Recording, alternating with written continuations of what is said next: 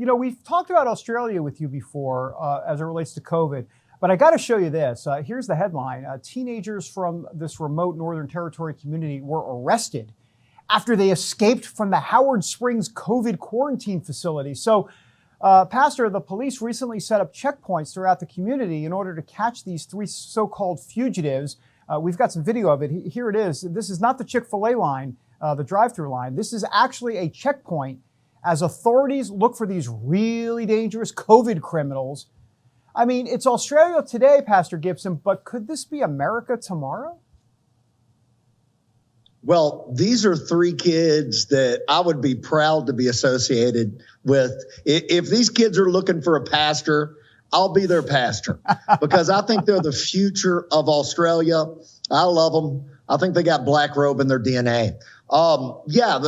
These cultures are playing with fire, and they would love to have that kind of control. The leftists would in America. It's what they've been setting up for the last year and a half. But what happens when you take these type of radical, controlling type situations, you create them?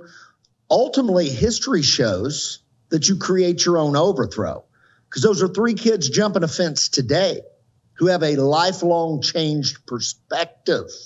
And they're going to grow up into not being just teenagers. They're going to be suspicious of the government. They're not going to trust those in leadership, and they will want to replace them.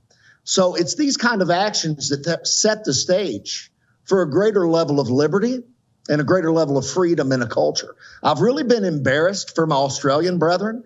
I have a lot of friends there, a lot of ministry friends there, and the grown men in Australia should have pushed back before these three teenagers had to jump fences. Well, that's interesting. So you're saying one step back here to potentially go two steps forward in the next generation, potentially.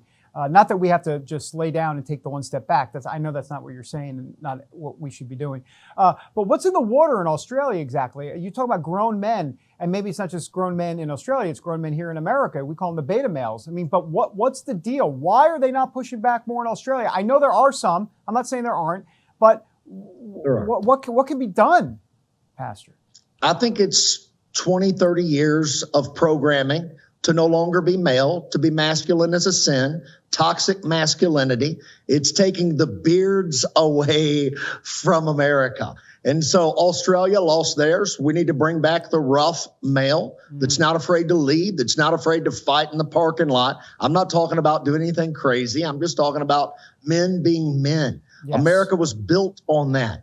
And now that idea is gone. So Australia made the fatal mistake of giving up their guns in the 90s. The Second Amendment is the ultimate trump card. Right. You don't get to come into the houses in middle America and take away kids who were potentially exposed to someone with COVID.